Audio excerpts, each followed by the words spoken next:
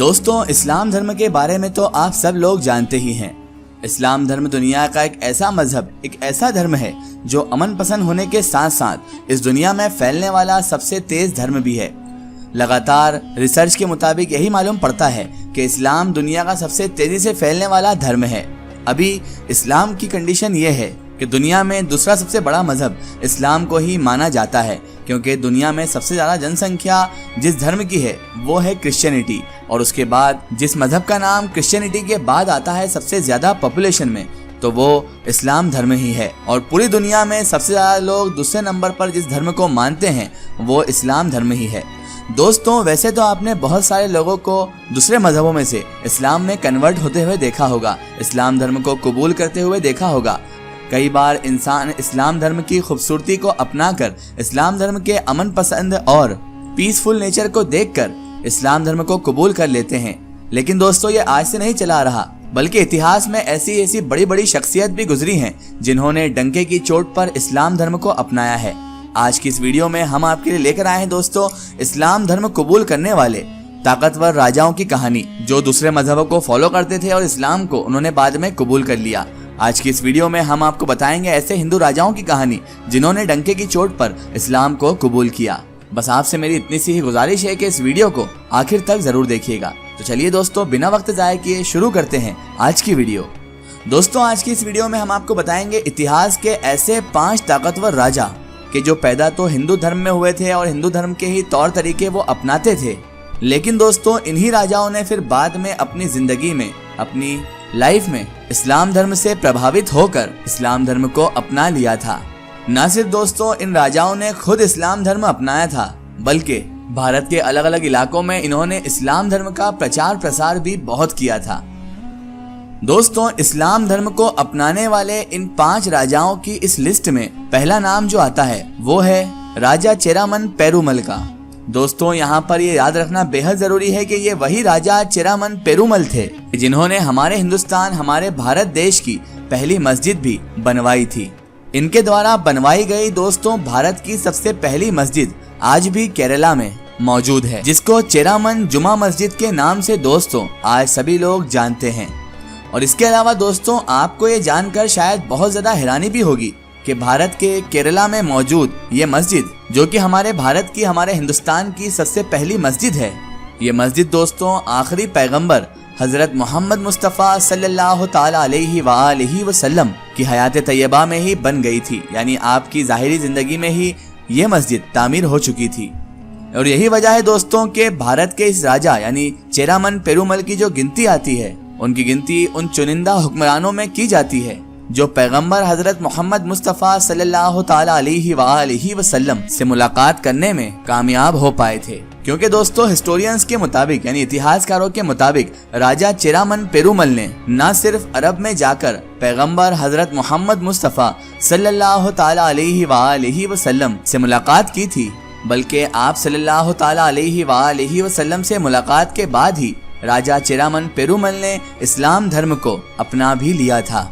पैगंबर हजरत मोहम्मद मुस्तफ़ा सल्लल्लाहु ताला अलैहि वसल्लम की जानिब से राजा चेरामन पेरुमल को एक नया नाम भी दिया गया था, और वो नाम था दोस्तों ताजुद्दीन। बहरहाल दोस्तों, ये तो थे पहले राजा। अब बात करते हैं हमारी लिस्ट के दूसरे राजा की। हिंदू राजाओं से मुस्लिम बनने वाले इन 5 राजाओं की लिस्ट में जो दूसरा नाम आता है दोस्तों, वो नाम है जलालुद्दीन मोहम्मद शाह का। आपको बता दें दोस्तों कि जलालुद्दीन मोहम्मद शाह बंगाल के राजा गणेश का बेटा हुआ करता था, और इस्लाम धर्म अपनाने से पहले लोग इसे येरू गणेश के नाम से ही जानते थे। जलालुद्दीन मोहम्मद शाह की गिनती दोस्तों आज भी बंगाल के सबसे ज्यादा ताकतवर हुक्मरानों में की जाती है। आपको बताते चले दोस्तों कि जलालुद्दीन मोहम्मद शाह ने न सिर्फ खुलेआम इस्लाम धर्म को अपनाया था, बल्कि इस राजा ने तो बड़े पैमाने पर मस्जिदों और मदारिसों का निर्माण भी किया था। इतना ही नहीं दोस्तों, जलालुद्दीन मोहम्मद शाह के दौर में ही इस्लामिक लिटरेचर को बड़ी तेजी के साथ बंगाली भाषा में ट्रांसलेट करना भी शुरू किया गया था।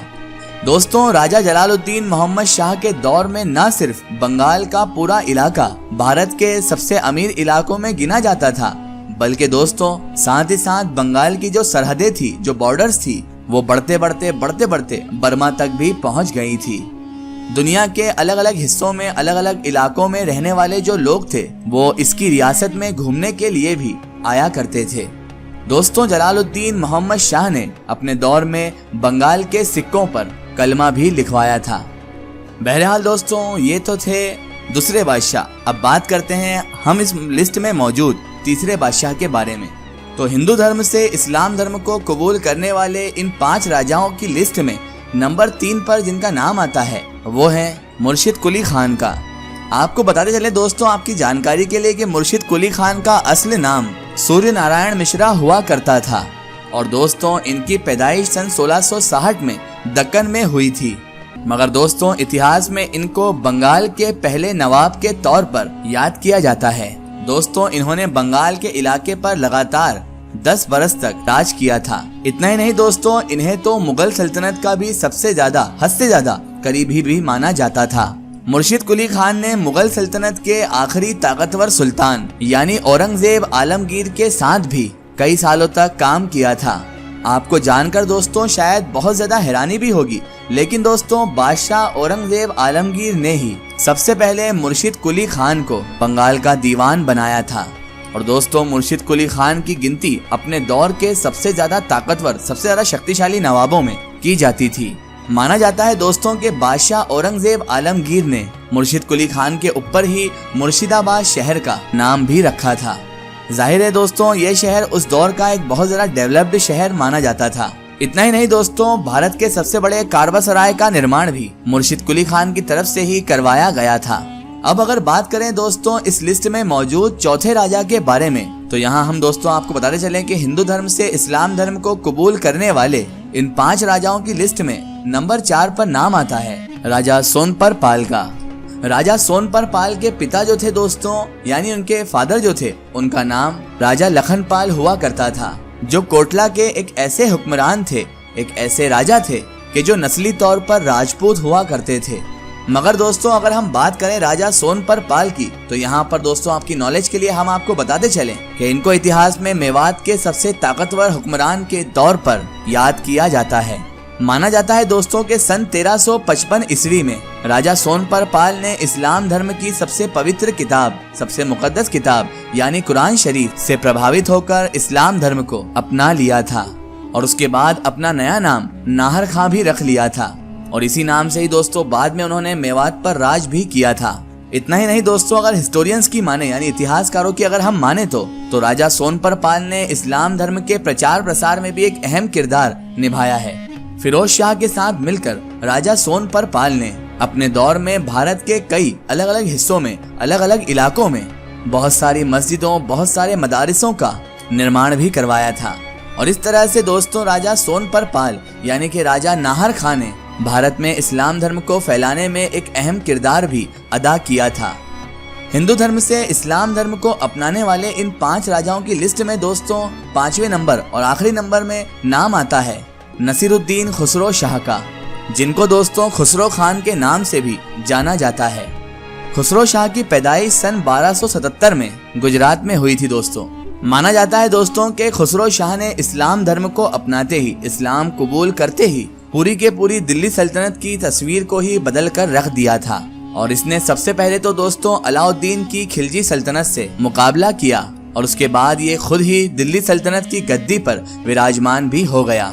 इतिहासकारों की माने दोस्तों तो खुसरो शाह दिल्ली की गद्दी पर बैठने वाला वो पहला सुल्तान था कि जो हिंदू धर्म को छोड़कर इस्लाम धर्म को अपनाने वाला एक बादशाह था। इसके मुसलमान होते ही दोस्तों दिल्ली की एक बड़ी आबादी भी, दिल्ली की बड़ी तादाद की आबादी इस्लाम धर्म को अपनाकर मुसलमान भी हो गई थी। इतना ही नहीं दोस्तों, खुसरो शाह ने अपने दौर में बहुत सारी मस्जिदों और बहुत सारे मदरसों का निर्माण भी करवाया और उन्हें कायम करने में भी एक अहम किरदार भी निभाया है। बहरहाल दोस्तों ये तो थे वो 5 हिंदू राजा जिन्होंने इस्लाम कबूल कर लिया था, लेकिन इतिहास में ऐसे बहुत सारे और भी राजा हैं दोस्तों जिन्होंने इस्लाम धर्म को कबूल किया था और उसके बाद दीन इस्लाम को प्रचार और प्रसार करने में भी अहम किरदार निभाया था।